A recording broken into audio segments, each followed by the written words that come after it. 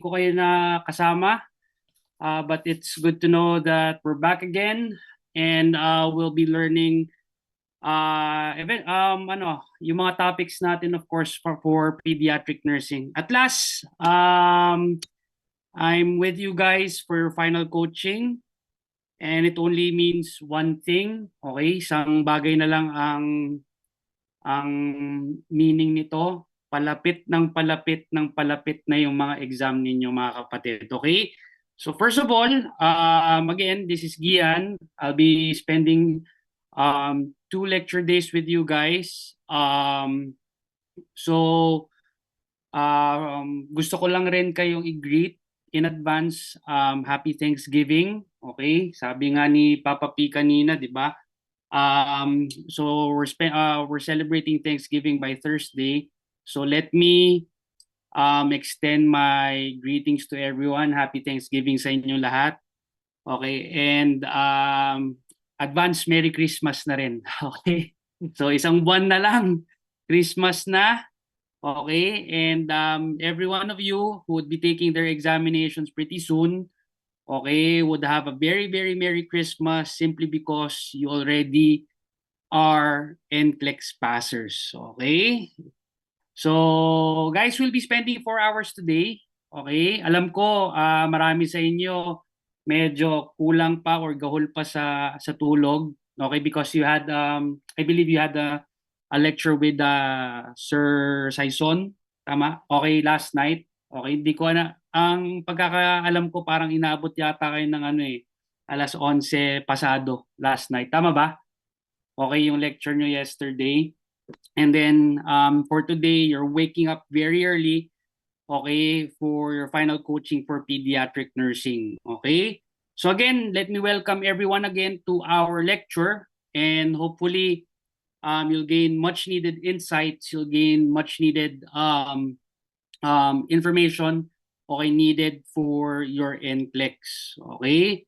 So today actually is November 26 in the Philippines. So currently it's around 8:06 in the morning. Okay, dito po sa US it's only November 25. Okay, at 7:06. Okay, tama ba? Yung sabi kong oras kanina, 8:06 dyan sa Pilipinas, 7:06 naman dito sa US. Okay, so excited na ako na makita kayo, okay, or ma-meet kayo dito sa US pretty soon.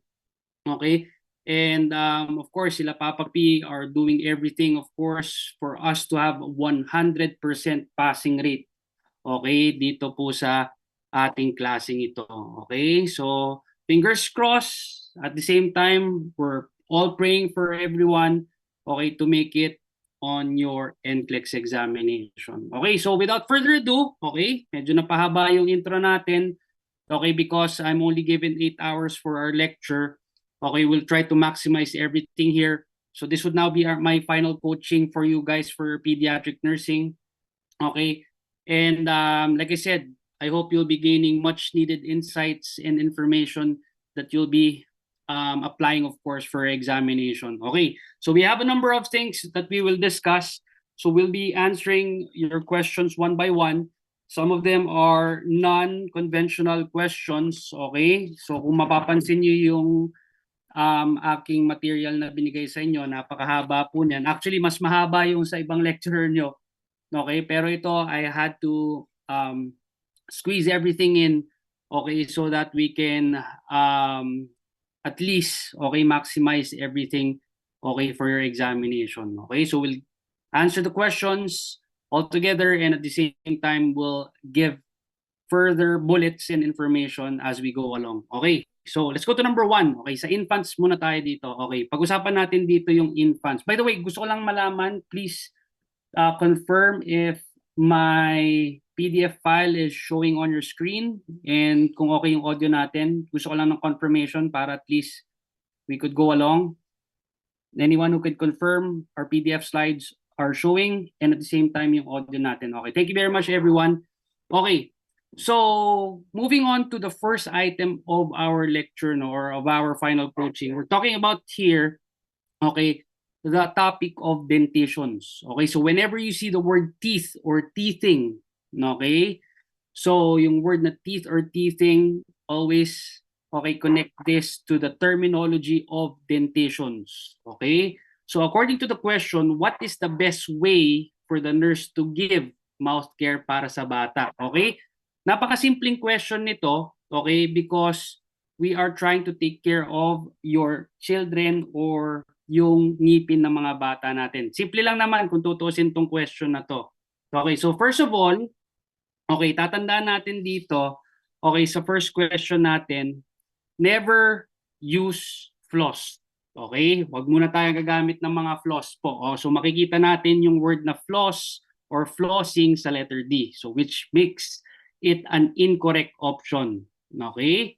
So, apart from flossing, okay, para sa mga bata, we don't use mouthwash. Okay, hindi tayo gagamit ng mouthwash. So, floss and mouthwash use is contraindicated. Okay, so that would now eliminate a second option there, which is letter B. Okay, so choosing between letter A and letter C, okay, punta tayo dun sa letter C, offering a bottle of water for the child to drink. Yes, this can offer mouth care kung tutusin. However, your question is asking you what is the best way to clean your child's mouth. Okay, so best answer natin dito is using, of course, soft bristled toothbrush, okay? Or nakalagay dito sa option natin is moist soft brush, no? Or cloth to clean the teeth and gums. Okay? So, ladies and gentlemen, meron tayong idadagdag na topic dito, okay? Because like I said, we're talking about the topic of your dentitions. Okay, pag-usapan natin dito yung dentitions. So actually, if you're multitasking right now, if you have things happening right now, okay, bagong gising, kumakain ng breakfast, nagkakape, naglilinis, okay, or simply you're doing something else, okay, I can forward this document, I mean, to everyone later on as we conclude or as we finish, of course, yung ating final coaching. Okay, so ang topic natin dito would now be dentitions. Okay, so ano yung mga kailangan nating tandaan sa ngipin, okay, ng mga bata, okay, or ngipin ng tao. Okay, so we have two types of teeth. Okay, meron tayong dalawang klaseng teeth. Okay, first type of teeth rather would now be your deciduous teeth. Okay, ang tawag natin dito is deciduous teeth. Okay, another term for deciduous teeth would now be your milk teeth. Okay, or we know that this as your baby teeth. Okay, yan. Okay, so of course, yung deciduous milk or baby teeth, mga kapatid, okay, these are simply temporary. Okay, temporary lang siya. Okay? Now, apart from your milk teeth, okay, meron tayong tinatawag na adult teeth. Okay? All right? And your adult teeth automatically would now be considered as your permanent teeth naman. Okay? So yan yung two types, okay, ng ating ngipin. Okay, now, so we have several teeth within sa loob ng bunganga natin. Okay? At meron tayong apat na klase ng ngipin. Okay? So we have 4 classifications of teeth. Okay, one of them would now be your incisors. Okay, tawag natin dyan would now be your incisors. Second one, meron tayong tinatawag na canines. Alright? Okay, meron tayong tinatawag na premolars. Okay? At meron tayong tinatawag na molars. Okay, so meron lang po tayong 4 na klase ng ngipin. Incisors, canines, premolars, molars. Question sa NCLEX. Okay, tatanungin kayo sa NCLEX. Among the 4 types or among the 4 classifications of teeth, ano yung unang nag-erupt? Okay? So the first teeth that would erupt would now be basically your incisors. Okay? Incisors yung first teeth na nag-erupt dyan. So first classification, okay? First classification of teeth, okay, that would erupt. Okay? So yan. Specifically, pag tatanungin kayo dyan, okay, hindi lang to sa NCLEX, even sa local boards, okay? So this would now be yung tinatawag natin na lower central incisors. Okay? So again, very basic. Okay, very basic na ano na. So this would now be the first classification of teeth that would erupt. That would now be your incisors. Okay. Other questions that can be asked of you sa NCLEX ninyo. Okay. When would now be its completion? Okay. Pag-usapan naman natin dito yung completion ng ngipin po natin.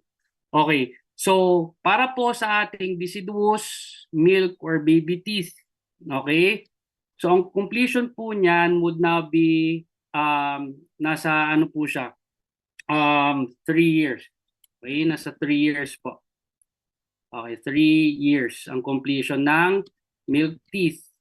Okay? However, pagdating naman po sa adult teeth, okay, this would now be 13 years. Okay? So, maybe some of you, okay, you might have relatives or meron kayong mga kamag-anak na dentist. Okay, sabihin nila, mali yung info niya.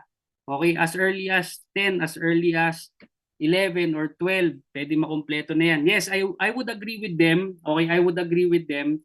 Okay, but we're taking the average. Okay, we're taking the average number among or across different sources. Okay? So kasi ang nangyayari kasi dito kapag gumagawa ng questions si NCSBN o yung mga item writer natin, okay, they make use of 4 to 5 resources. Okay? And from those resources, they take the average.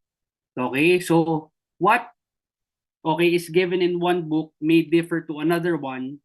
Okay? But when they put it in the examination itself, kinukuha nila dyan yung average. Okay? So, ganun rin. Pag nag-work kayo sa hospital dito sa US, okay, kung ano yung lab values ni Hospital A, pwedeng maging iba doon sa lab values ni Hospital B. Okay? So, ang nangyayari na lang dyan, okay, to apply your concepts in your exam, take the averages. So, hindi na ako nagbibigay ng averages dito ng range, ng range kapag pinag-uusapan natin tong topic na to. Okay. Now, apart from your completion, pwede ring tanungin sa inyo dyan is yung first tooth eruption. Okay, first tooth eruption, tatanungin kayo dyan. Okay, of either, hindi pala to milk. Okay, adult pala to. Okay, sorry. Okay, so first tooth eruption po, ladies and gentlemen.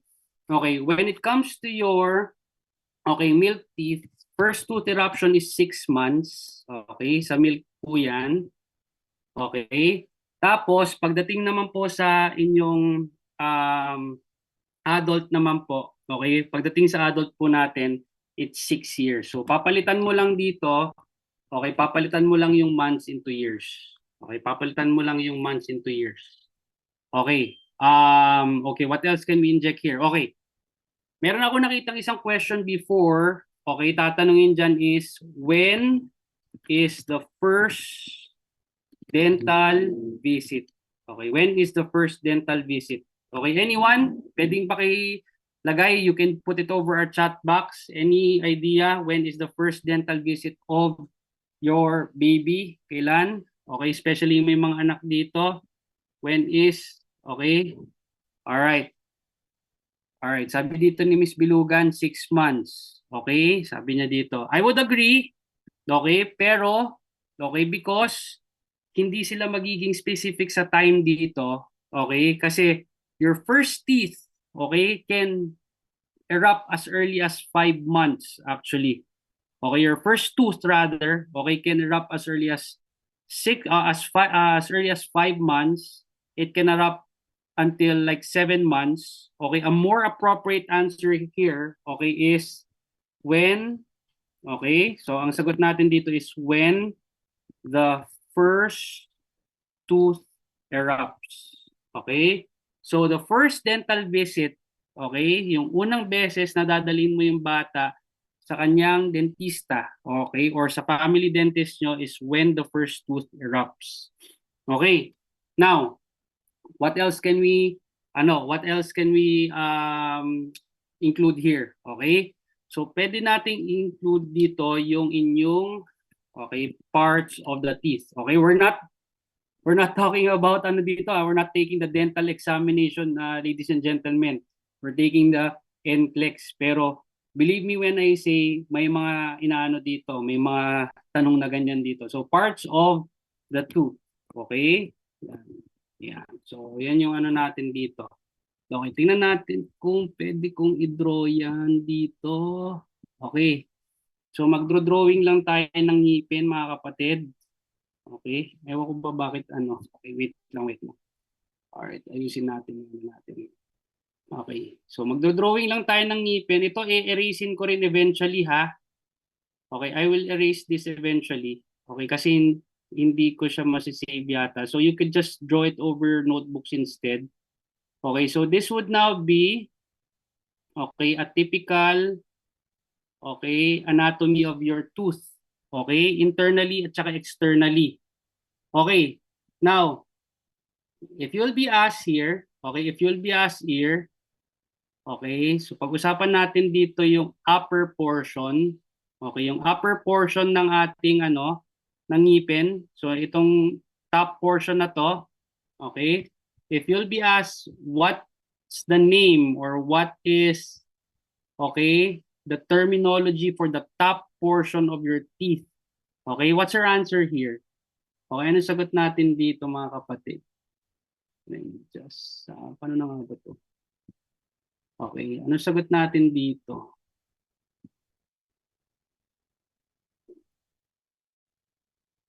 Okay, paano na nga ba ulit ano? Wait lang ah.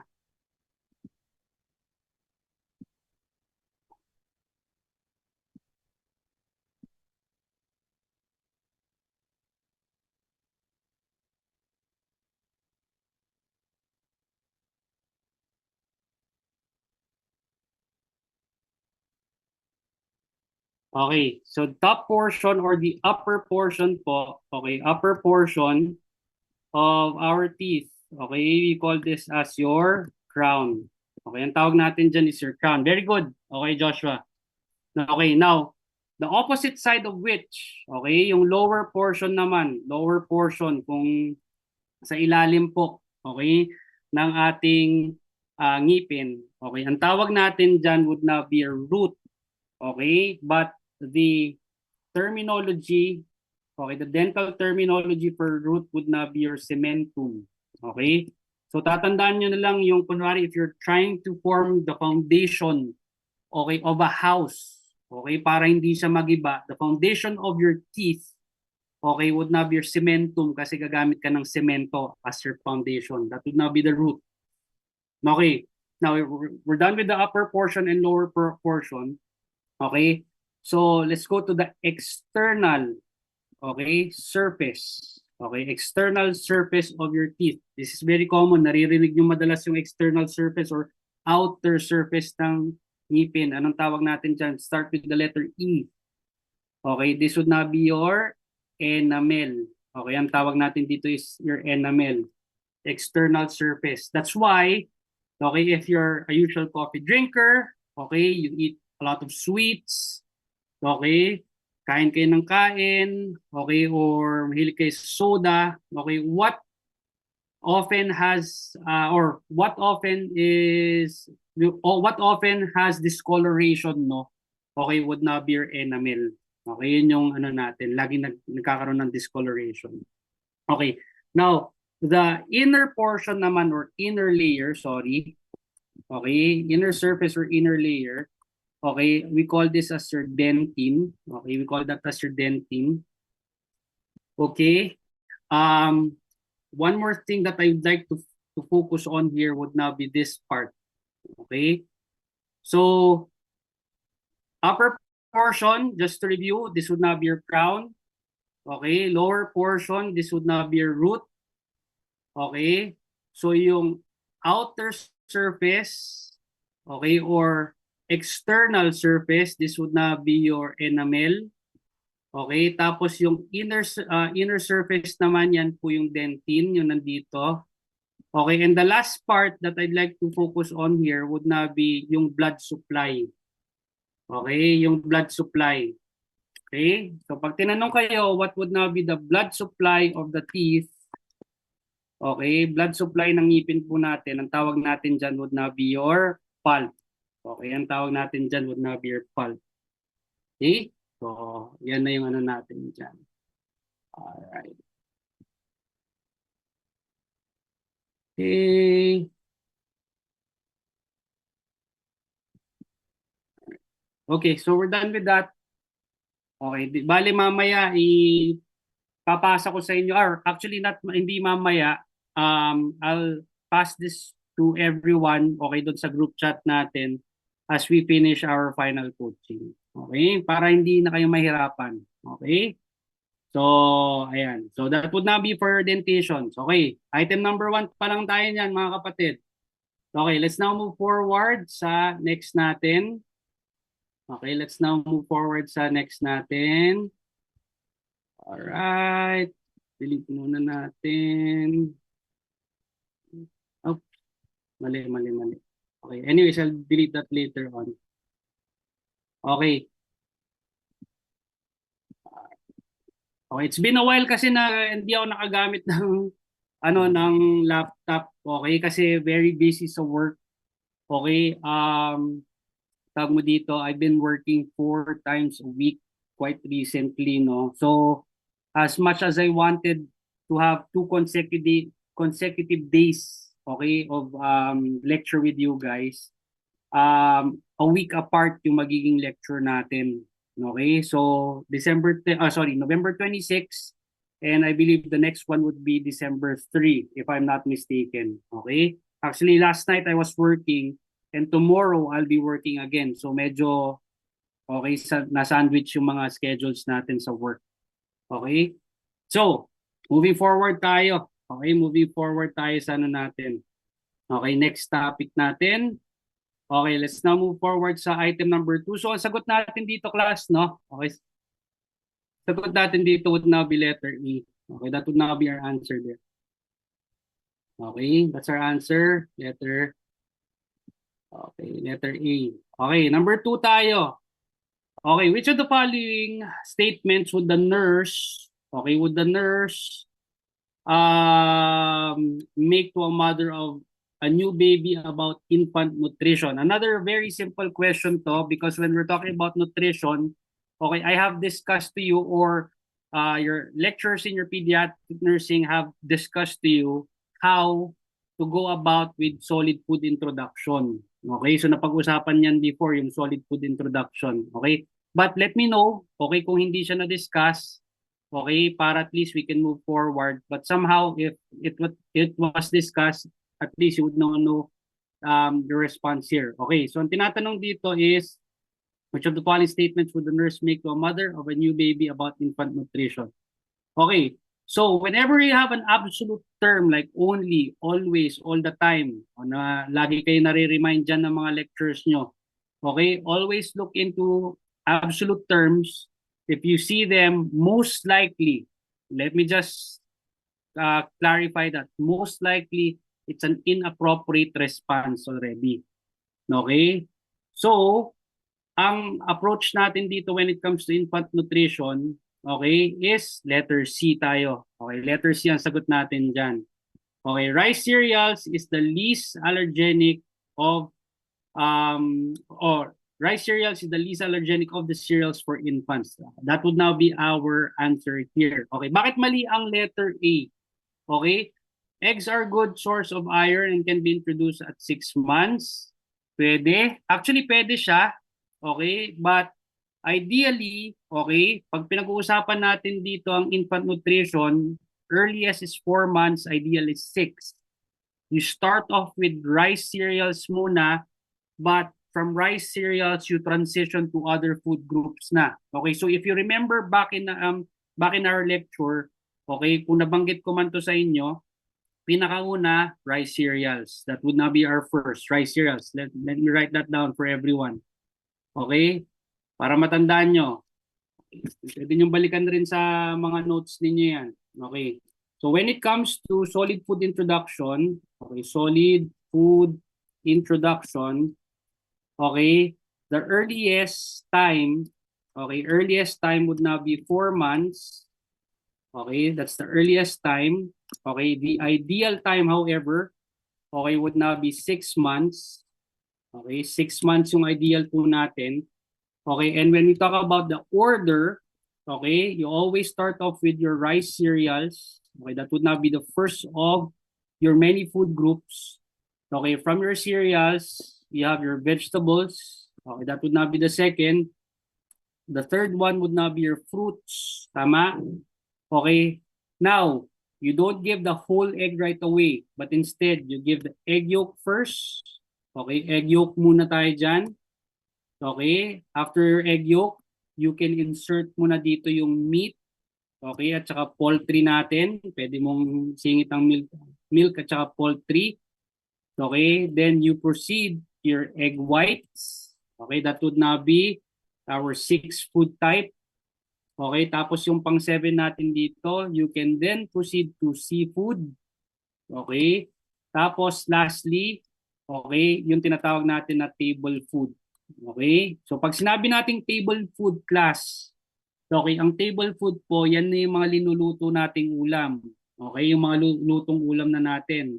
Kare-kare, okay, at pinapaitan, okay, adobo, okay, mechado, yan, caldereta. Okay, so apart from your table food, you can also include then there yung mga sweeteners natin. Okay, now the purpose, this is another NCLEX question. Okay, what would now be the purpose of your solid food introduction? This is to identify, okay, allergies. Okay, so you want to identify allergies dito.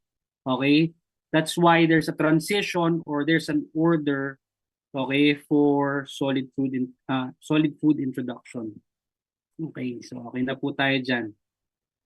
Okay. I'll fix this one, yung documentation natin eventually para I can forward it to you guys. Okay, now, punta na tayo sa third natin. Okay, which of the following is true about Mongolian spots? Okay, this question I've seen in 3 sources. Okay, una, kay Kaplan, nakita ko na itong question na to. Pangalawa, kay Saunders, nakita ko siya. Okay.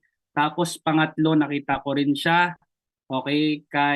Tapos dito, kay Archer. Okay. So, tatlong sources nakita ko na to. Okay.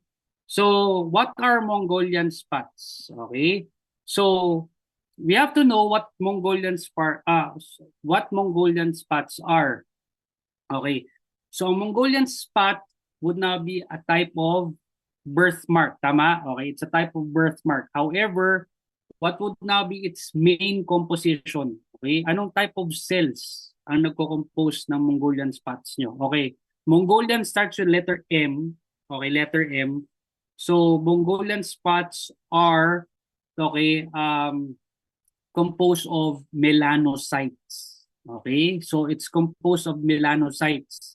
Okay, so these melanocytes, as they accumulate or as they form, okay, they form a bluish discoloration specifically over the lower back or sacrum of your newborn. Okay, so mapapansin nyo, kapag you're in the NICU or you're in the nursery, okay, or you're in the LND, labor and delivery, okay, kapag may mga batang pinanganak at meron silang birthmark sa likod, okay, over the lower back or sacral area of the child, okay, we call them as your Mongolian spots. Okay, this is expected. Okay, this is not abnormal. This is an expected birthmark from your newborn. Okay, it's not a sign of abuse. It's not a sign of pathology. It's not also managed by any steroid or dermatological agent. Okay? So with that being said, okay, ang gagawin lang natin dito as the nurse or as a parent is just for us to wait, okay, for it to disappear. So tatandaan lang natin, Mongolian spot, expected siya. Okay, hihintayin lang natin yang mawala. Yan. Okay, so ang sagot natin dito would now be letter D. Okay, so it's not a sign of abuse, pathology, nor we don't have any special interventions for it. Okay, so tatandaan natin, mawawala rin siya eventually by 1 to 2 years. Okay, so 1 to 2 years na nawawala yan. Okay, number 4. Probably number 4 would now be the easiest question among this, itong sequence na to. Okay, sa sequence ng infancy natin. Okay, when assessing the weight of a 5-month-old, okay, the nurse notes which of the following indicates appropriate growth of the child. Okay, so when it comes to weight gain. Okay, so tatandaan natin just to review. Okay, just to review your weight gain. Okay, yung expected weight gain natin. Expected weight gain in the child. Okay, always remember, kapag yung bata is 6 months, always double po yan. Okay, kapag ang bata is 12 months, it's always tripled. Okay, and kapag 2.5 years yung bata, okay, 2.5 years yung bata, this would now be quadrupled. Okay, so that would now be the expected weight gain of the child. Alright, so just a review lang of what we've discussed before. Okay, so given that the child here is 5 months, okay, the best answer here would now be letter A. Okay, letter A ang sagot natin dyan. Okay, given na 5 months yung bata dito. Ayan. Okay, so that would now be for item number 4. Okay, moving forward mga kapatid, punta tayo dito sa number 5. Number 5 is a very, very good question. Okay? So we're talking about FNE or fluid in electrolyte dito. Okay? Or FNE, fluid electrolytes. Okay, so you are looking into the FNE balance of an 8-month-old infant. Okay, which of the following would be an important aspect the nurse must remember? Okay? So, best thing, best, or one of the best, actually, it's not the best, one of the most critical things that you have to consider when you're doing your test taking strategy, okay, is looking into facts, okay, and eliminating yung mga false responses. Na alam nyo, yung sure na sure kayong mali siya. So explicitly wrong na mga na mga responses dito. Of course, syempre, you'll be able to do that if you've done your due diligence of reviewing, okay? You've been reviewing for several months, okay? Mga kapatid, this is just a reminder for everyone. You've been reviewing for several months already, okay? Hopefully by now, you've garnered already a lot of insights. You garnered already a lot of knowledge from your lectures, okay? It's for your application na lang, okay? Pagdating sa inyong examination. Okay? So, like I said, kapag alam mong mali na yung option, tanggalin mo na siya kaagad. Okay? That would now trigger your mind, okay? That would now trigger your mind to increase your probability in getting the correct answer. Oh, so tingnan natin yung mga pwede nating tanggalin dito na okay? Tanggalin na options dito. Okay, first option na pwede nating tanggalin dito. Okay? Let's go to letter B. Okay, the metabolic rate of an infant is lower than adults. True or false? Okay? Answer, false. Okay, kasi nga po, instead of slower, mas mabilis ang metabolism ng bata. Okay? So, metabolic rate of an infant is faster dapat in adults. Okay, another thing, okay, that we can remove here is letter A. Okay, infants have the same urine concentration as adults do. Okay, given that you're still undergoing proper organogenesis, no? Okay, so nagkakaroon pa tayo ng growth ng mga internal organs natin. Hindi kasing concentrated ang ihi ng bata as compared sa adults. Okay? So this is a false statement also. Okay, A and B are false statements. Okay, let's move forward to the two remaining options, which is letter C and letter D. Believe me when I say, okay, if you don't know the anatomy and physiology of your kidneys, okay, syempre, okay, maraming pupunta dito sa letter C. Okay, so believe, maraming napupunta ditong students natin sa letter C.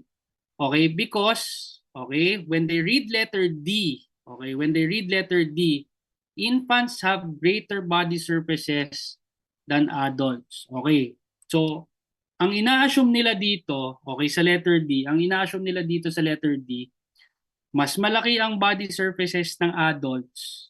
Okay, kasi nga nagro-grow tayo. Okay. But let us define what is body surface. Okay, define muna natin kung ano yung ibig sabihin ng body surface. Okay, let's define this one. Okay, what is body surface? Okay, so ang body surface po, okay, would now be a space or cavity, Okay, this would not be a space or cavity occupied by internal organs. Okay, so body surface is considered the space or cavity occupied by internal organs. Okay, so to simplify this definition, no? Okay, tayong mga adults, less ang body surface natin, okay, because yung mga organs natin are fully matured na. So there are no spaces, there are no cavities anymore, okay? There's no gaps anymore for other organs to mature or grow. Unlike sa mga bata, sa mga babies po, okay, they have more body surfaces because their organs are still under the process of organogenesis. Okay, so pag pinanganak sila, yung mga organs nila, nagmamature pa yan, lumalaki pa yan, so may mga gaps, spaces, or cavities pa rin sila. Hence, they have more body surfaces. Okay? So, in terms of fluid and electrolyte balances, the most important thing here, or most important aspect is knowing, okay, yung body surface ng katawan natin. Okay, answer natin dito is letter D. Okay, our answer there is letter D. Okay, number 6. Okay, the nurse is teaching the mother of a 5-month-old about nutrition, okay, for her baby. Which statement by the mother indicates need for further teaching? So automatic, when you read the word or when you read the phrase, need further teaching, dapat naka-trigger na po yan sa utak natin na negative kaagad siya. Okay, you're looking for something negative here. Okay, need for further teaching. Okay, so our answer number 6, okay, would now be, let's try to look into our options. I'm going to try rather, bakit try? I'm going to try feeding my baby some rice cereals. Yes, this is expected. This is very, very safe. Okay, when he wakes up at night for a bottle, I feed him. Okay, pwedeng detrimental, pero safe pa rin. Actually, ang pinag-uusapan kasi dito is need for further teaching, negative. Okay, now, going straight to the point here. Whenever you see honey, okay, when you see honey in the diet of a newborn, okay, this is already a very, very detrimental, okay, thing to provide them, okay, or food to provide to them. Okay, now, dito lalabas yung topic na very common ngayon, okay, yung topic ng botulism. Okay, so I believe na cover yata natin to in the past, okay, a few months ago. Okay, pag-usapan natin dito yung botulism. Okay, so ang cause nito, as we recall, o i-recall lang natin dito, okay, ang cause ng inyong botulism is Clostridium, okay, Clostridium botulinum. Okay, that would not be the cause. Okay, now this is a specific toxin. Okay, and pwedeng lumabas as a SATA question, sources. Okay, mga sources po natin. So anything canned, okay, preserved,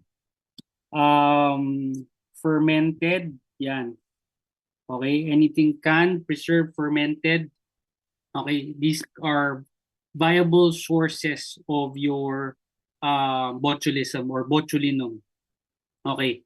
What else can we include here? Okay, signs and symptoms. Okay, signs and symptoms ng botulinum. Okay, meron tayong poor feeding. It starts off with poor feeding. Okay, it starts off with poor feeding. Okay, another thing is ptosis. Okay, so as we all recall, pag sinabi nating ptosis, this would now be drooping of the eyes. Okay, now apart from ptosis, okay, put a star on this one. Okay, ang bata pwede magkaroon ng hypotonia. Okay, so when we say hypotonia, it is a decrease, okay, decrease muscle tone.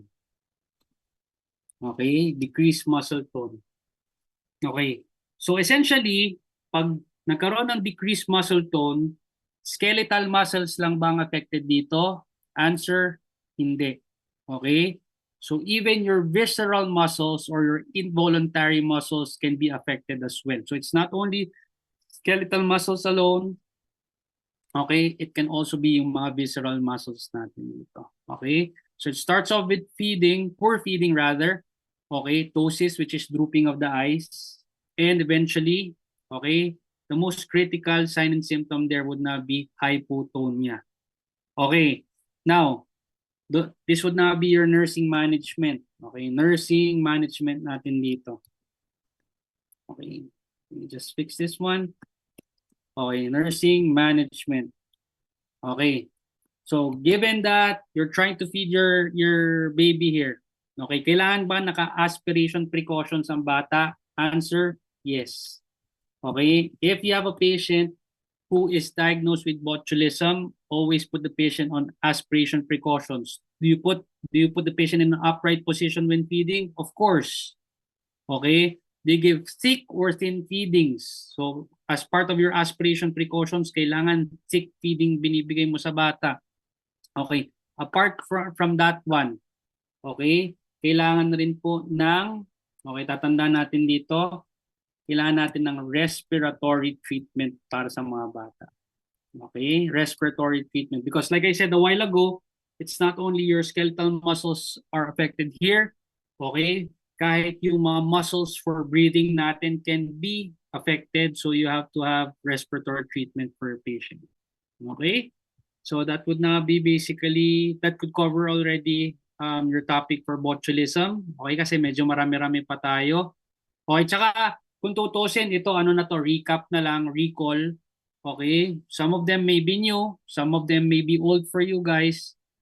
Some of them paulit-ulit na sinasabi sa inyo ng mga lectures ninyo. Okay, but that's how your review should be. Okay? At this point or at this juncture of your review, okay, kukonti na dapat yung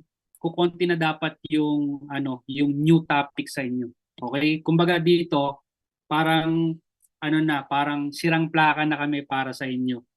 Okay, paulit-ulit na lang. There's nothing really new about what we're talking about. Okay, because once you're done with your final coaching, application time na tayo dito. Okay, application time na tayo. Okay, by the way, if you have friends, if you have relatives who just recently took their local board exam, malapit na rin daw pala yung paglabas ng results. Okay, mas marami. Okay, mas marami daw yung nag-take. As per my colleagues, no, as per my yung mga acquaintances natin na lecture dyan, if I'm not mistaken, umabot ng 40 plus thousand ang taker recently. Okay, rumarami na naman. Okay, according to one statistic, just to let you know guys, according to one statistic that was disclosed to us, okay, we will have scarcity of nurses in the US, okay, within the next couple of years, okay, amounting to 230,000. Okay? Yan. So, ang raming kailangan na nurses. Okay? Kasi nagsisialisan lahat ng mga nurses. Okay? So, kayo, aalis na rin kayo. Okay? Malapit na rin kayo umalis pagkapasa nyo sa NCLEX ninyo. Okay? So, dito na tayo magkikita-kita. Okay. So, yan. Hopefully, marami sa inyo pumunta dito sa East Coast. Okay? Marami sa inyo pumunta dito sa East Coast. Tapos dito na lang tayo magkita-kita. Alright? Okay. Let's go to number 6. Okay. Answer natin dito, by the way, okay, would now be letter C. Okay? Because of the high chances of acquiring your botulism. Okay. Now, for number 7, okay, for number 7, okay, this is another question in correlation or in connection dun sa previous item natin dito. Ang question is, a nurse in the Well Baby Clinic has provided instructions, okay, regarding dental care to a mother of a 10-month-old child. Which of the following statements would indicate need for further teaching na naman? So negative na naman inaano natin dito. Okay, of course, dental hygiene is very, very important. So this is positive. Okay, I need to use fluoride supplements. Okay, if the water is fluoridated. Okay, yes of course kasi kapag hard water yan, okay, like here in the East Coast, okay, mapapansin nyo yung water dito sa East Coast, medyo nag-stain siya sa mga tiles, nag-stain siya sa sink or sa bathroom kasi very hard siya. So kailangan ng mga supplements, kailangan ng mga pangpalambot ng tubig dito. Okay? And actually, in the past, okay, Americans would often use tap water for drinking, pero nowadays, binibili na rin talaga yung tubig dito sa US. Okay, because maraming ano dito, ang term nila dito is hard yung water nila. Okay? And okay, I need to limit the amount of concentrated sweets, which is of course very very important as well. Okay? So because of the word honey, okay, this makes it okay a need to further educate your parent. Okay? So answer natin dyan would now be letter C. Okay, now let's go to number 8. Okay, a nurse is instructing a class for a new parent at a local community center. Okay, the nurse would stress that which activity is most hazardous. Okay, most hazardous to an 8-month-old child. Okay? Now, dito medyo kailangan natin ng extra critical thinking dito. Okay, extra critical thinking dito sa number 8. Okay? So, you have to go back, you have to recall your types of play. Okay? You have to recall also the types of accidents across your ages. Okay? So, of course, kung 8-month-old yan, automatic, okay, riding a motor vehicle can be an accident pero hindi siya ganun ka-prone sa mga 8-month-old. Okay? So, hindi po siya ganun ka-prone sa 8-month-old. Yung riding a motor vehicle. Okay. Next one, hindi rin po pwede itong electrical outlets. Okay? Because burns actually, okay, when we're talking about burns, it's more appropriate or correlated sa mga preschoolers. Okay, preschoolers yan. Okay, so like I said, just to clarify here, okay, motor vehicular accidents are more common when it comes to adolescents or older, older na mga pediatric clients natin. Electrical outlets would be more correlated sa mga preschoolers. Okay, so if we are to connect, okay, something for your infants, specifically itong 8-month-old, okay, it's falling off the bed or eating peanuts. Okay? Falling off the bed or eating peanuts. However, okay, by observation, okay, by observation, if you've answered this question, I would say some of you would go to eating peanuts. Okay? Because i-correlate nila yan doon sa, okay, oral phase. Oral phase ng mga infants. Okay? Pero, going deeper, okay, going deeper, you never give peanuts to an infant. Okay, because peanuts, okay, can choke or can cause aspiration sa mga bata. Okay? So ang sagot natin dito would now be letter B. Okay? I'm pretty sure merong nagsagot sa inyo dyan sa letter D. Okay? Sa letter D, I'm pretty sure merong sumagot dyan. Okay? Pero when you go deeper, like I said, okay, the best answer here would now be letter B. Okay, because of the ability of the child to roll over. Okay? So, mas prone sila sa falls, okay, because of the ability to roll over. And, like I said, needless to say, you never give peanuts sa infants. Okay? So, hindi tayo nagbibigay ng peanuts sa mga infants natin. Okay, so we're done with the first sequence here. Okay? So, let's now go to your toddlers. Okay, toddlers naman tayo dito. Hopefully, okay, medyo marami na kayo nare-recall sa ano natin. Okay, sa mga lectures nyo in the past. Okay, like I said, ito rin yung you won't be able to remember everything. Okay? If there's one thing also that I like to at least emphasize here, you won't remember everything. Okay? You've been reviewing for several months. You won't be remembering everything. Baka yung pag-uusapan pa nga natin dito, makakalimutan nyo agad-agad. Okay? But, whenever you just do your due diligence every day, okay? bigla na lang yan magpa-pop out. Okay? And eventually that can lead you to pass your NCLEX already. Okay, let's go to number 2, the second sequence rather. Okay, let's go to number 1 of the second sequence. Okay, toddlers tayo. Okay, so the question here is, while giving care to a 2-year-old client, okay, the nurse remembers that the toddler's tendency to say no. Is it expected? Yes, expected po yan. Okay, so they would not be negativistic, they would not be um, pessimistic, okay, of everything around them. Okay, so the best answer here, okay, best answer here would not be letter D. Okay, assertion of control of the child.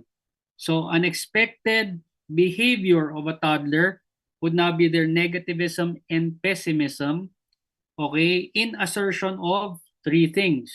Okay, number 1, to assert their control. Number 2, to assert their independence. And number 3, to assert their autonomy. Okay? So kung tutusin, synonymous naman yung tatlong yon, pero your examination can use 3 words. Control, okay, autonomy, or independence. Okay? So yung tatlong terms na yun ang pwede nilang gamitin dyan. Control, independence, autonomy. Okay? So yun yung mga words for their pessimistic or negativistic behavior. Okay, number 2. Okay, a nurse is evaluating a mentally retarded 2-year-old in a clinic should stress which goal when taking the child's when talking to the child's mother. Okay? So, ano ang sagot natin dito sa number 2? Okay, mentally retarded yung bata. Okay? So, ito yung basic example, okay, ng question na meron tayong tinatawag na umbrella option. Okay? So there is one option here that would encompass, there would be one option here that can cover the 3 other options. Okay? This is another strategy of your item writers. Okay? Si Sir Sison, alam niyo po ba na item writer siya? Okay? Contributor si Sir Sison, okay, sa NCSBN. Okay? So yan. All right. So ano ang ano natin dito? Sagot natin dito. Okay, ang sagot natin dito would not be letter C. Okay, that would not be your answer here. Letter C. Okay, for the fact that optimal development, okay, would now cover self-care skills. Okay, it would also cover toileting or toilet training. Okay, and it can cover also long-term care. Okay, so umbrella option ang letter C natin. All right, so let's go to number 3. Okay, when assessing for pain in the toddler, okay, which of the following would be most appropriate? Okay, now, if you're taking the NCLEX, especially once you're done with your NCLEX and you want to further elevate your status here in the US, okay, just for your anticipation in the future, no? Okay, once you're here in the US, you're an RN. Actually, pag Filipino ka dito sa US, BSN graduate ka, okay, medyo angat ka sa mga ibang nurses dito kasi most of them are graduate of an accelerated program. Some of them are associate degree holders. Okay, so ang BSN dito, mga angat, kumbaga angat tayo sa mga ibang nurses dito, okay? Pero syempre, magkakatalo na lang yan pagdating sa skills at saka sa hard work sa floor or sa unit. Okay? So dito, pag Filipino, automatic BSN yan pag Filipino. Okay? But if you want to further elevate your status here, you want to get certification, okay? Board certification from a specific organization. Okay, so if you're working as a medical surgical nurse, you want to get board certified as a MedSurg BC. Okay, ganun rin pag kunwari nasa critical care ka, ICU, you want to be a CCRN. If you want to be a flight nurse, meron tayong tinatawag na CFN, Certified Flight Nurse. So apart from being an ordinary BSN graduate, pwede mo pang elevate yung status mo as a board certified nurse. Okay? So, ano yun? tayong mga Pilipino, maraming mga Pilipino, yun ang ginagawa. So hopefully, in anticipation of you guys working here, sana you'll have that goal as well. Okay? So yun. Anyways, moving forward dito, we're talking about pain. Okay? In the toddler, which of the following methods would be appropriate? So bakit nga ba, bakit ko tinanong yan? Pain is a very common topic in your NCLEX. Okay? Pain is also a common topic sa mga certification examinations dito. Okay. Now, most appropriate nakalagay dyan. Okay? Most appropriate. Now, the basic concept when you're eliciting or assessing pain in the child, check the non-verbal cues first before the verbal cues. Okay? Because you're looking into the accuracy. Okay? You're looking into the accuracy of their pain. Okay? Sometimes kasi, inaccurate ang verbal response ng mga bata as compared to the non-verbal cues. Okay, so with that being said, okay, the most appropriate thing that you have to look into would now be restlessness. Okay? Ayan. So answer natin dito would now be non-verbal cues muna. Okay? To make it more appropriate. Okay, let's go to number 4. Okay? Which of the following is not an indicator that the toddler is experiencing or experiences rather your separation anxiety brought about by hospitalization confinement in a different setting? Okay. Now, we look back, we recall lang natin yung 3 stages ng ating separation anxiety. Okay, you always start off with protest, letter P, protest. Okay, number 2, after protest, meron tayong despair. Okay, number 3, and the last one, this would now be your displacement. Okay, detachment. Ang tawag rin ng ibang mga ano dyan is denial. Okay, so 3, ano natin dyan? Protest, despair, denial, detachment, or displacement. Yan yung ano natin dito. Okay, so you are being asked what is not an indicator. Okay, not an indicator dito. Okay, so dito, indicator ba ang letter D? Yes. Okay, indicator siya. Okay? Repeatedly verbalizes desire to go home immediately.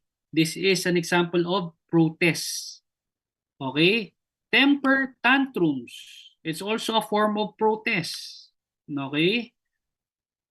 Prolonged crying. Okay? This is also an indicator of protest. Okay? So what is the answer here? Letter A. Okay, letter A ang sagot natin dito. Okay, that would now be our answer there. Okay, now number 5. Okay, number 5, the question states the nurse or the mother asked the nurse for advice about discipline for her 8-month-old child. Okay, which of the following would the nurse suggest the mother to use first? Okay, so to recall, ano yung napag-usapan dito when it comes to disciplining, okay, disciplining, the most therapeutic, okay, the healthiest form of discipline would always be timeouts. Okay? So let me just write that down, okay, for your reference lang in the sa natin dito, notes natin. Okay? So timeouts. Okay, so when you talk about your timeouts, okay, this would now be the healthiest. Okay? Ang ano natin dyan is healthiest form, okay, of discipline. Okay? So apart from being healthiest, it's the most therapeutic. Okay, most therapeutic form of discipline. Okay? However, okay, ang timeout po, okay, when you do your timeouts, so ano mga example ng timeouts natin? Stand in the corner, face the wall, stop what you're doing. Okay, the basic rule dito, okay, in your books, when you read your books, the basic rule for timeouts is 1 minute, okay, per year. Okay, 1 minute per year. So if the child is 2 years old, ilang minutes ang timeout? 2 minutes lang siya. Pag yung bata 3 years old, okay, 3 minutes lang siya. Okay? Eh kung yung asawa mo 45 years old, sa time 45 years old rin ba? Okay? So this is only applicable, ladies and gentlemen, sa mga bata. Okay? So 1 minute per year. Okay? 1 minute per year yan. Okay? And they can resume, okay, normal programming na. Okay? Or normal activity rather. Okay? So basic rule is 1 minute per year. Okay? And when we talk about corporal punishment, okay, corporal punishment natin or ang pagkakaalam natin dito sa Tagalog, okay, yung pagpalo, okay, it is not healthy. Okay, not healthy po yan. Pero, tatandaan natin, it's very effective. Okay? Tama ba? Okay? Dito sa dito sa mga Pilipino, effective ang corporal punishment, tama?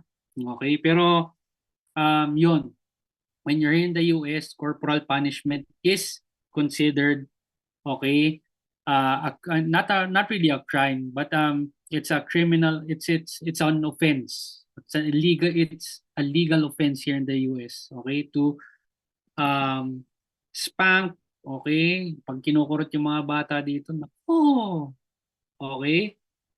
Yan, magagaling tumawag ng 911 ang mga bata dito. Okay, let's go to number 6. Okay, for number 6, you are a community health nurse performing a safety assessment in the home of a mother with 2 children. Okay, the ages of the children are 1 and 3. Which of the following, if noted during the assessment, would present the greatest risk hazard to the children? Okay, so ano po natin dito? Okay, so hot water heater set above 120 degrees Fahrenheit. Okay, wala pa naman ganung accessibility ang mga bata dito sa hot water heater. Okay, gate placed at the stair of the second floor. Actually, a gate placed at the stair of the second floor is a safety. Okay? Safety precaution yan. You're being asked here, okay, of something that pose greatest risk hazard to both children. Okay? So the best answer here would not be letter D. Very easy question, very straightforward. Okay, because anything with loose parts, okay, or anything with very, very small parts, okay, can lead to choking, okay, or aspiration. Okay, and talking about choking or aspiration, or in your NCLEX, we call this as your foreign body airway obstruction. Okay, you can be asked of questions of how to, okay, administer your Heimlich maneuver. Okay. So tatanungin kayo sa NCLEX ninyo of how to administer your Heimlich maneuver, okay, across the ages. So that can be an NCLEX question for you guys. Okay? Yeah. Okay, let's go to number 7. Okay. To be most therapeutic when giving a 3-year-old an IM injection, okay, the nurse should approach the child and say what? Okay, punta tayo dito sa letter A. Okay? Itagalog natin. Act like a man and we can be done quickly with your injection. Oy, magpakalalaki ka nga para mabilis ito. Okay? Gagawin mo ba yun sa bata? Hindi po. Okay? That's untherapeutic. Okay? Let's go to letter C. Okay? I know this must hurt. Very therapeutic agad, but it's important that you hold still so the medication can help you. Yan. Pwede kaya yun? Or, ito, punta tayo sa letter D. Magandang option yung letter D. I brought another nurse along to help me give your medicine. In Tagalog, okay? Nagdala ako ng restback para bigyan ka ng, okay, gamot. Okay? Magtatawag ka pa ng restback dito. Okay, so the most therapeutic thing here, okay, would now be letter C. Yan. Yung mga, okay, tell me how you feel. Mga ganyan. Diyos ko. Okay? So, letter C, okay, would pose acknowledgement of the behavior. Okay, so meron tayong dito acknowledgement rather of the behavior, okay, because of, okay, yung sentence na I know this must hurt. May acknowledgement kaagad doon. Okay, so may theracom tayo dito, therapeutic communication dito. Okay, because apart from acknowledgement, okay, meron ka ng um, kumbaga you're educating the child of the importance of receiving their medication here.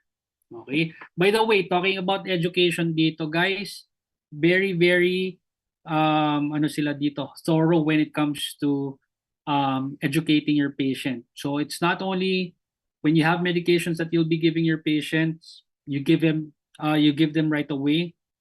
Every time you give medications here in the US, you should always educate. You should always let your patient know what the medications are. Okay? So it's part of your it's part of your rights of medication administration. So right education. So kailangan pag nagbibigay kayo ng gamot dito, ini-educate nyo sila.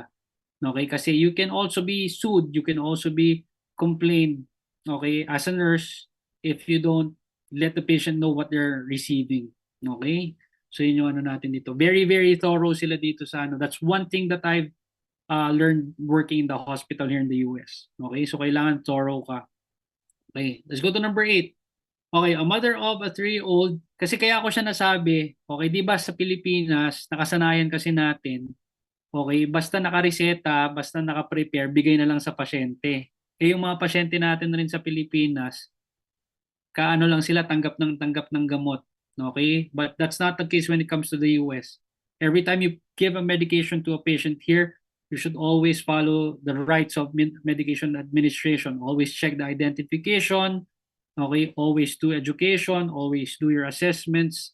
Okay? Before giving your medication here. Okay? So yan, excited na kami para sa inyo pumasa kayo sa NCLEX ninyo. Okay, let's go to number 8. Okay, a mother of a 3-year-old asks the clinic nurse about appropriate and safe toys. Okay, the nurse tells the mother that the most appropriate toy is which of the following? Okay, so ano yung appropriate toy natin dito? Okay, sagot natin dito would na be letter A. Okay, wagon. Okay? All right, let me just fix this one. Okay, sagot natin dito would not be a wagon. Okay, so if you look closely kasi, letter C tsaka letter D, hindi siya appropriate because of very, very loose and small parts. Okay, yung farm set, tsaka syempre yung Jolens, maliliit yan, pwede mag-cause ng choking. Okay, 3-year-old, okay, realistically guys, may mga 3-year-old na natuturuan na mag-golf. Okay, it's a very, very usual pastime dito sa US ang golf. Okay, especially yung mga bata. Normally during springtime. Okay? Pero when you look into the appropriateness of your toys, okay, the best thing here would not be a wagon because for a toddler, a 3-year-old is considered a toddler. Okay, 1 to 3 years old, late toddlerhood na po yan. Okay, you are still enhancing their locomotion. Okay? So yung mga wagons, okay, when you talk about yung mga cartwheels natin, wheelbarrows, wagons, at saka mga carts natin rather. Okay, these would now be appropriate toys for toddlers to enhance their locomotion or ambulation. Okay, yung paglalakad nila, okay, ginagamit natin yan. Okay, let's now go to number 9. So there's a typographical error here. Okay, because nakalagay dito, a clinic nurse provides information to the mother of a toddler regarding toilet training. Okay, toilet training yan dapat. Okay, now which statement by the mother indicates a need for further information regarding toilet training? So, if you remember, okay, sa lecture natin in the past, okay, pinag-usapan natin dyan yung requirements natin. Okay, so topic natin dito is toilet training. Okay, toilet training. So there are 3 requirements, okay, for toilet training. Okay, first requirement dito is able to sit, stand, walk, and squat. Okay, that's the first requirement yan. First requirement. Okay, second requirement is able to express the urge verbally or non-verbally. Yan. Okay, tapos the last one is able, okay, to maintain dryness for at least 2 hours. Okay, now to expound further, okay, dito sa requirements natin, if you remember, okay, there's only one physiologic requirement, okay, which is number one. That's the only physiologic requirement there. That's number one, okay, and the two remaining ones, okay, are considered cognitive requirements. Okay, cognitive requirements yung number two at saka number three. Okay, and when we say physiologic requirement siya, okay, it's the most important. Okay, another term for your physiologic requirement is your primary requirement. Okay, primary requirement siya. Pag sinabi natin primary, pinaka-importante yan. Okay, so apart from your physiologic, the secondary requirements are your cognitive requirements. Okay, so pag sinabi natin cognitive, okay, secondary, hindi ganun ka-importante. Okay, pero it's still a requirement. Okay, it's still a requirement siya. Okay, so what else can we? Okay, by the way, when we talk about your bowel training, okay, when we talk about your bowel training, it is expected to be done at 18 months. At saka ang bladder training naman po, okay, bladder training would now be expected at 24 months. Okay? Now, these are not interchangeable, remember. Okay, hindi sila interchangeable. Hindi pa pwede mo una si bladder kay bowel. So, si bowel muna bago kay bladder. Okay, so let's go back to your question here. Okay, yung question natin dito. Okay, so let's go to letter D. The child will not be ready to toilet train until the age of 18 to 24 months. This is fact, this is true. Okay, the ability of the child to remove clothing is a sign of physical readiness. This is also true. This is a form of non-verbal expression of urge. Okay, non-verbal expression of urge to removal of clothing. Okay, the child should not be forced to sit on the potty for long periods. This is also true. Okay, so kapag magpa-potty training yung bata, okay, wag mo sasabihin, oh, diyan ka lang hanggang wag kang aalis hanggang di ka natatapos. Okay?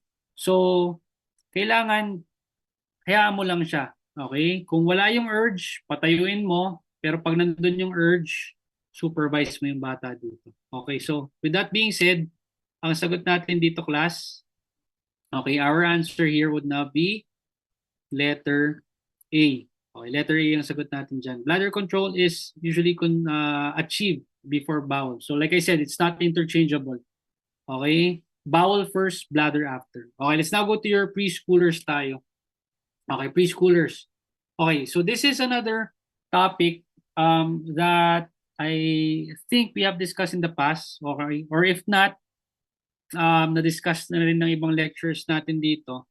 Okay, yung inyong death perception. Okay, so when we talk about death perception in your children, so there are certain degrees, certain phases also of death perception. Okay. However, this is a very interesting, this is a pretty interesting question. Let's see if you had the correct response here. Okay. Now, which of the following statements would the nurse expect a 5-year-old boy to say whose pet rabbit just died? So, meron siyang pet. Okay. Meron siyang pet na matay. Okay. Pero, you have to look into the age of the child here. Okay. So, I'm sure, I'm gonna bet, okay, I'm gonna bet, okay, na yung ilan sa inyo dito, okay, kasi nga magandang question to eh. Nakita ko to sa isang HESI examination. Okay, nakita ko to sa isang HESI examination. By the way, one thing lang, I'm gonna tell you something, if somehow you have HESI or ATI resources, HESI or ATI resources. Actually, for your information, students here in the US most often use HESI or ATI. Okay, so once they graduate from nursing school, Yun ang ginagamit nila mga resources. Okay? Hindi sila, bihira akong nakakarinig ng mga coworkers ko kasi I've been asking them also, what did you use when you were reviewing? So they're either using Elsevier, HESI, ATI, yun yung mga ginagamit nila. Seldom do I hear someone okay using like UWorld, Archer, mga ganyan. Pero tayo mga Pinoy, yun ang mga ano natin. Like for you guys, you're using your UWorld, di ba? Okay. So, ATI, HESI, Elsevier, yun yung mga ano nila dito. May hirap yung mga questions nila. Okay, may hirap yung mga questions nila. But, okay, a lot of people would say there's inaccuracy in a number of their questions. Okay? So, you're on the right track if you're using your UWorld right now. Okay? If you're doing well in your UWorld, you're on the right track right now. Okay? Pero ito kung question kasi na to, nakita ko to sa ano eh. So, I had to further study this question in when I included this one in your examination, in your final coaching, I believe. In your final coaching. Okay, rather. Okay. Now, ito yung ano natin dito. All right. So, just to add lang, okay, for just a recall for everyone, depth perception tayo dito. Okay, depth perception. Okay, if the child is less than 3, so there's no understanding of this. Okay, if the child is less than 3, there's no understanding of this. Okay, kapag ang bata is 3 to 5, okay, 3 to 5, there is reversibility rather. Okay, reversibility of death para sa kanila. Okay, tapos kapag ang bata is 9 to 10, irreversibility. Okay? Okay, or universality of life, yeah. Of death rather. Yeah. So these are 3 things only that you have to remember. Kapag less than 3, no understanding of death. They don't know about the concept of death. 3 to 5, there's reversibility. Okay? Or another term there is temporary. Okay, temporary ang death para sa mga 3 to 5 years old. But if they're 9 to 10 years old, okay, if they're 9 to 10 years old, okay, may irreversibility, okay, or universality of death. Okay, so for them, death is imminent. Okay, death is imminent. Okay, so tatanungin nyo, sir, paano po, baka meron sa inyo magtatanong, sir, ano po yung concept ng 6 to 8? Okay, ano po yung concept ng 6 to 8? So, like I said, I've gone through yung mga ano natin dito. There's quote-unquote gray area kasi. Okay, there's a gray area in this age group. Okay? So, some books, they would say 3 to 6.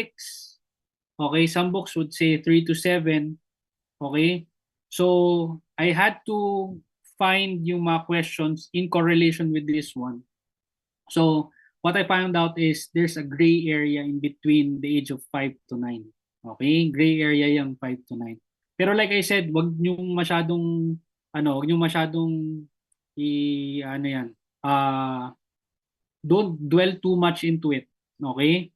Kasi malay nyo, hindi naman maibigay itong question na ito sa inyo. Pero kung maibigay man itong question na ito sa inyo, okay, believe me when I say, they won't give a child age 6 to 8. Okay, I'm telling you this one. If they give this question somehow, they won't give a child within the ages of 6 to 8 because like I said, it's a gray area when it comes to death perception.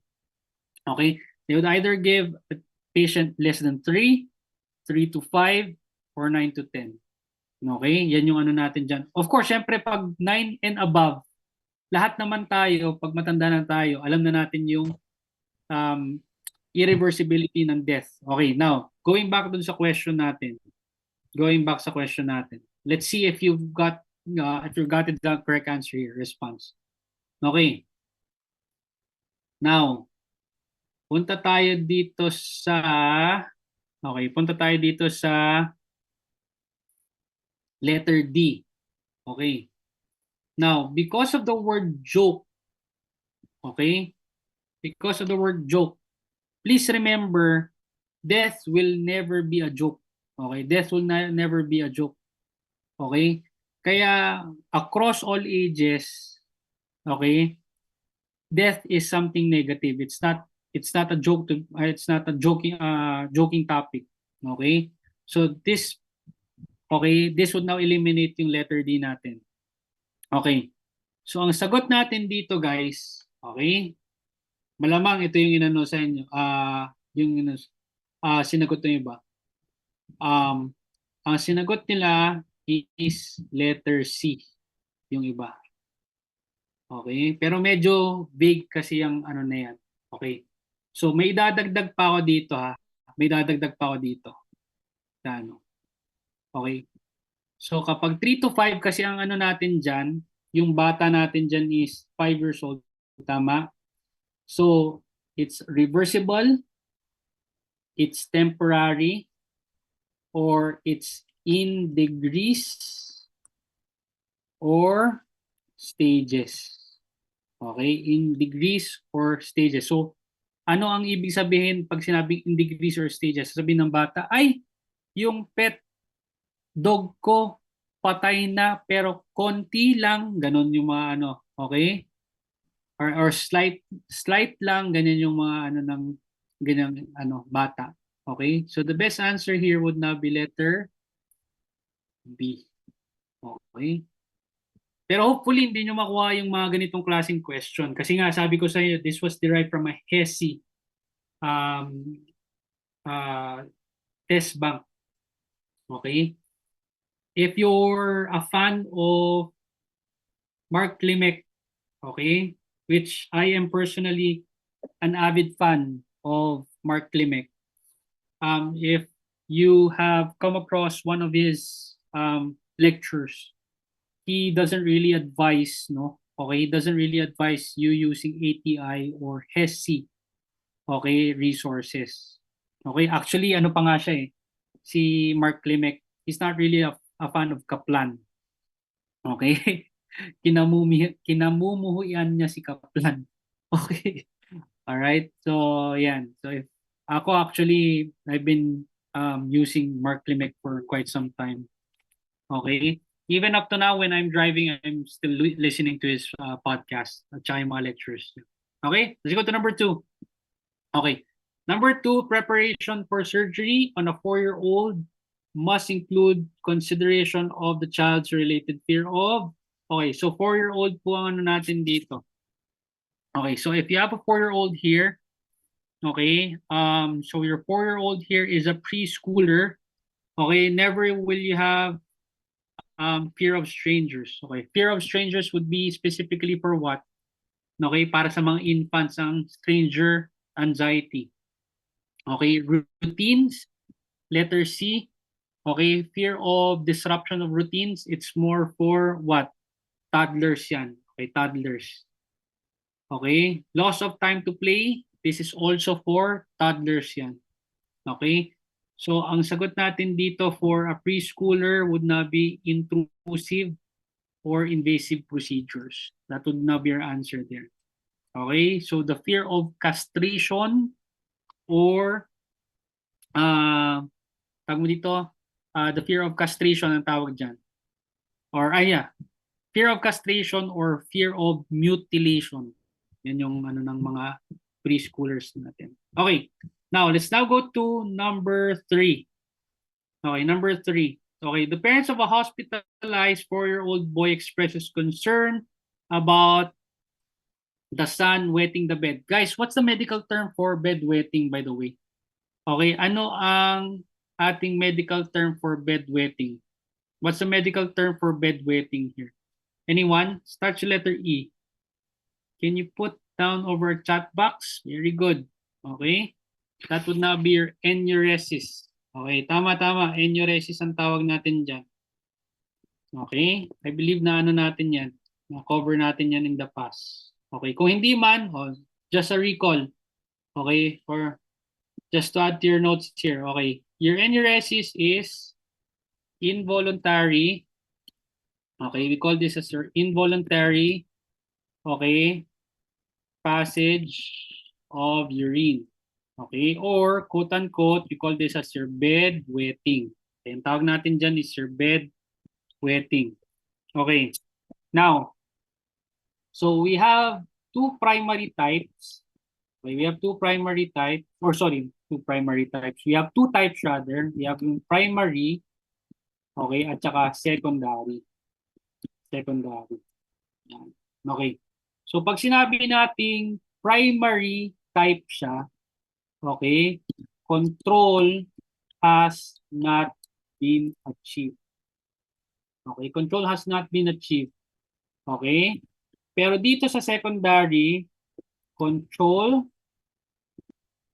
has been achieved but lost it. Okay, now, to make it simpler dito, when it comes to your primary. Okay? So, what's the first letter of primary? P. Okay, it's pathologic. It's most likely pathologic. Okay, pathologic siya. So, sakit, disease entity ang nag-cause ng primary enuresis. Okay, probably yung bata meron siyang neural tube defect. Okay, may neural tube defect or meron siyang spinal tumor. Okay, that can disrupt, okay, the control of your bladder sphincters. Okay, pero pag sinabi nating secondary, okay, secondary, it's more of psychologic siya. Psychologic. Okay, first letter ng secondary S. So pag pronounce mo si psychologic, okay, parang you're starting with the letter S. Psychologic siya. So probably yung reason bakit yung bata nagkakaroon ng enuresis, pwedeng depression, okay, more of psychologic effect siya. Pwedeng regression, okay, pwedeng anxiety, okay. Yan yung mga psychologic effect that brings about your secondary enuresis. Okay? Now, meron tayong normal daytime, okay, at meron tayong normal nighttime, okay? So, there's a specific age or there's a specific period, no, okay, na nag-enuresis sa mga bata. Okay, normal daytime natin is 2 to 3 years old. Okay, normal nighttime naman po yun na be 4 to 5 years old. Okay, so within this age ranges, okay, within this period, okay lang, okay na, or it is, but common, it's expected for children, okay, to bed wet. Okay, ako, I remember my kids, C1 up to 5 years old during night time, kasi ayaw na niyang mag-diaper noon. Actually, 5 years old, hindi na dapat nagda-diaper. So, ayun, nagbe-bedwet pa rin siya up to 5 years old. Okay. Now, management. Nursing management dito. Nursing management. Okay. Very, very basic. Behavioral rehearsals. Okay. So, when you say behavioral rehearsals, you have to limit their fluids. You have to provide alarm clocks. You have to let them pee. You have to let them void rather before sleeping. Something routinary. Okay, that's why you rehearse their behavior. Okay, but somehow if it's very very medyo escalated na yung ano or very common or frequent na yung kanilang bedwetting. Okay, the medication of choice here would not be your you have your tofranil. Okay? Yung tofranil natin. Okay? So, yung mga TCAs or tricyclic antidepressants. Okay? So, yan yung mga ano natin. Okay. I think we're good with that one. Okay na tayo dito. Covered na tayo dyan. Well covered with your enuresis. Okay. Now, what should the nurse tell her? Okay, yan yung ano natin dyan. Okay, so what's our answer here? Okay, ang sagot natin dito for number 4, or number 3 rather. Okay, so kasi 4 years old pa lang yan. Letter, okay, A. That would not be our answer here. Very common pa rin yan for 4-year-old child. Okay, this is untherapeutic. Don't worry. Yan. Okay, it's false reassurance ang tawag natin. Okay, let's now go to number 4. So, usually pag nakita nyo tong don't worry, especially sa psych, it's false reassurance. It's not really an appropriate way to respond to your patients. Okay, and talking about patients, medyo na-test yung patients ko kagabi. Okay, na-test yung patients ko kagabi. Okay, kasi I had a patient, I don't want to disclose syempre yung ano, pero yung ano kasi, na-test yung patients ko kasi every 30 minutes I was inside the room of the patient. Tapos may hingin sa akin, lalabas ako, after 30 minutes babalik na naman ako. As in for the past 12 hours, okay, parang siya lang yung naging pasyente ko. Naawa ko dun sa 2 other patients ko last night kasi at least I was only able to visit them or once or twice the entire shift. But for this specific patient, na-test ang patients ko. Kaya kayo rin, mga kapatid, patience is a talent. Okay? Pag nandito na kayo sa US and you will be practicing as nurses, you have to extend your patience. There's a lot of self-entitled patients here. There's a lot of very needy patients here. Okay? Pero if there's one thing Filipinos are well known for, okay, yung pasensya natin. Okay? Pero pag ikaw yung hindi tipong ano, mapasensyoso or pasensyosa, naku, okay. Tatanda ka ng paurong dito. Okay? Yan. So, you have to be very patient with the patients here. Okay. So, let's go to number 4. Marami kasing very needy. Okay? Kasi kahapon, papaayos lang siya ng pilo. Naku, sabi ko, sa loob-loob ko, dalawa yung kamay mo, ba't hindi mo gamitin yung kamay mo, may kamay ka, ba't hindi mo ayusin yung pilo mo, magpapaayos ng pilo, magpapa-change ng channel. Nako, hindi lang po kayo nurse dito. Okay. Okay. So, konting pasensya lang ha, konting pasensya lang pag work kayo dito. Okay, pero Filipinos are well known for being patient here. Okay? Oh, yan. Ano pa ba yung pinagawa niya sa akin? Kuha ako ng cup with ice. Ayusin ko yung pillow niya. Kuha na ko siya ng blanket. Nanonood siya ng NFL kagabi, yung football. Pinapalit pa yung channel kagabi. Sabi ko, meron ka namang dalawang kamay eh. Okay? Pero pag kunwari kasi hindi mo rin kasi pinagbigyan, nako, maraming pasyente dito magre-report sa patient relations. Okay? Pero you have to draw the line also. Okay? There would be times that you have to draw a line. Okay? That you have to always remind your patient na So at one point, medyo naging firm rin ako last night na. Sabi ko, I still have other patients to take care of. Okay, these are things that you'll be doing here in the US. You have to tell your patients, I have other patients that I'm taking care of. So if you want me to do something, tell them all at once so that I could like cluster all my care all together. So sabi ko, kailangan kong gawin to lahat-lahat. Kung may gusto ka, sabihin mo na lahat. Okay, para ma-cluster ko yung care. Kasi you'll be taking care of a lot of patients like in our floor, okay, in our floor we only have like a maximum of 6 patients per nurse. Pero handling 6 patients is too much already. Okay? It's a good thing that I was on a SICU floor last night. So 3 yung patients ko, pero I have to monitor my patients every 2 hours kasi. Okay? So anyways, malalaman niyo yan eventually pag nag-work na kayo dito. Okay? All right, let's go to number 4. Okay. So you have a 4-year-old diagnosed with leukemia. Okay? Hospitalized for chemotherapy. Another typographical error here. Okay. The child is fearful of the hospitalization Okay, which nursing intervention would be most appropriate to alleviate the child's fears? Now, if you're very keen here, okay, if you're very keen on your question, it's not leukemia which is the main topic of the question. Walang kinalaman nga yung leukemia dito eh. Okay? It's just a opening or introductory sentence lang siya. Okay? So the main topic here is more of the fear. Okay? More of the fear, not the disease entity. Okay. So to answer the question for number 4, okay, our answer here is this one. Okay. Encourage the child's parent to stay with the child. Okay. So bakit mali ang letter B? Okay, same age. Okay, would now be more appropriate yan para sa mga adolescents. Okay, same age would be appropriate for adolescents. Okay.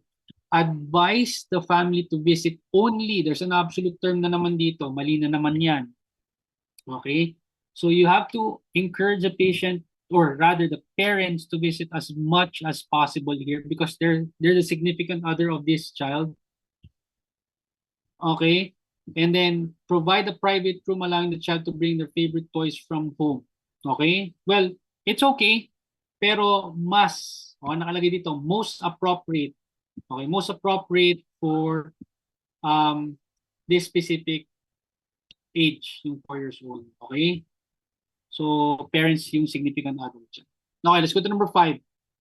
Okay. After this sequence, we can have your break. Okay? So, we'll continue on after this one. Okay. So, the mother of a 5-year-old child tells the nurse that the child scolds the floor or a table if the child hurts herself on the object. Okay, according to the preschooler's cognitive development, okay, the behavior is identified as, okay, so answer here would now be animism. Okay, animism ang sagot natin dito. Okay, and when we say animism, okay, by definition, animism is putting life to non-living objects. Okay, putting life into non-living objects. So, if they give behaviors, if they give human-like attributes, okay, to objects, okay, ang tawag dyan is animism. Okay, let's go to number 6. Okay, you notice your child grinding the teeth or grinding his teeth during sleep. Okay, anong tawag natin dyan? We call this what? Bruxism, correct? Okay, grinding the teeth is brought about by bruxism. Okay, so you understand this behavior is what? Okay, answer here would now be letter A. Okay, so yung pag-grind ng teeth ng bata, okay, pag nag-sleep or we call that bruxism, it's more of a behavioral cause. Okay, it's more of behavioral cause. So it's either tension, okay, anxiety, depression, okay? Yan yung mga nagiging cause ng ating pag-grind ng teeth. Okay? So, yun yun. Alright, number 7. Very mga lang to, mga very basic question lang yung mga past 2 questions natin dito. Okay. Now, a father came to seek advice from you, okay, for a 4-year-old who often tells lies all the time. Okay? So, what can I do about this? Sabi ng tatay. Okay. So, when it comes to children or pediatric patients, okay, the word confront is contraindicated. Never confront. Okay? Never confront a pediatric client. Okay? So, it's a contraindication, okay, to confront a child right away. Okay?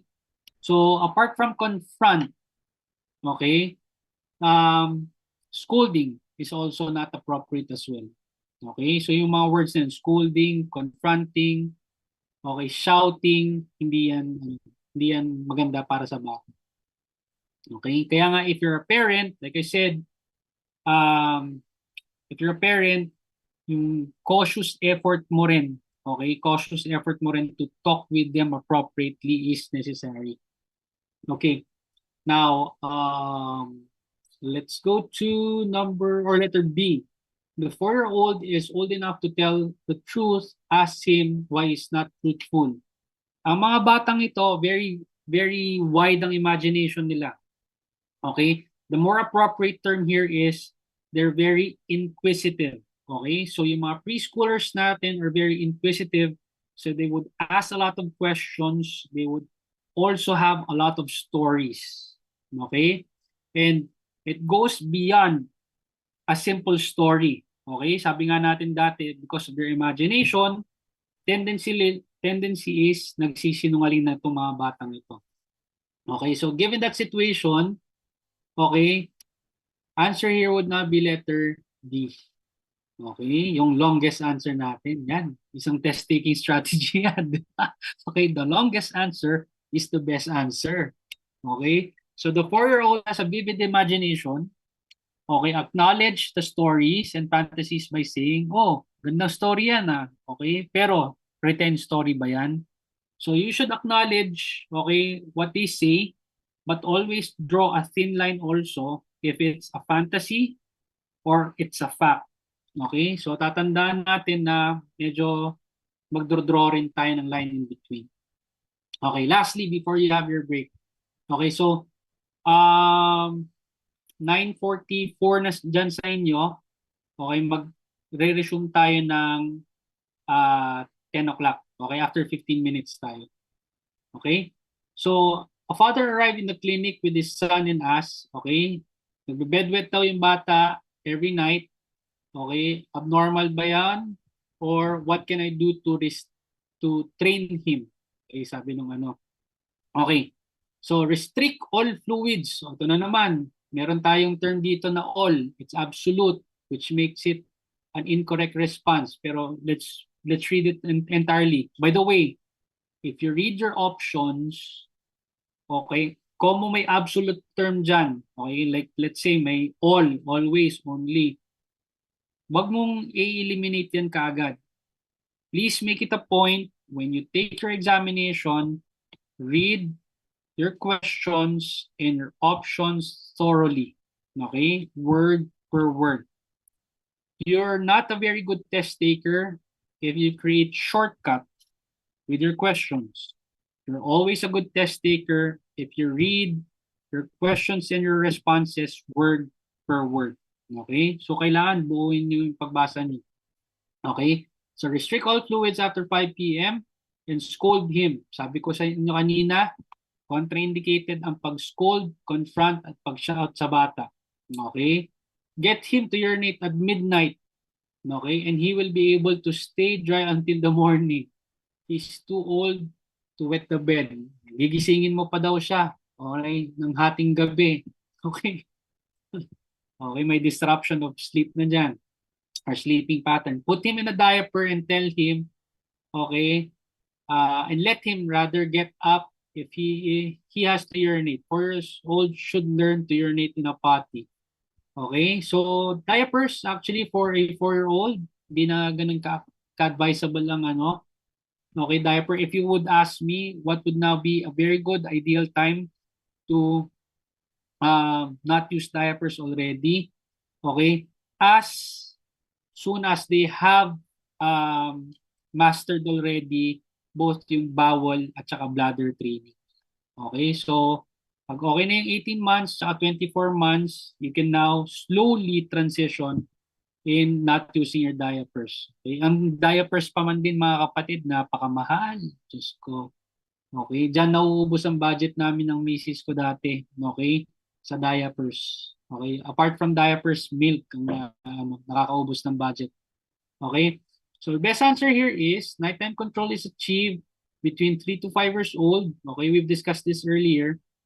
Okay, and time and patience will lead to physical ability for nighttime control of urine.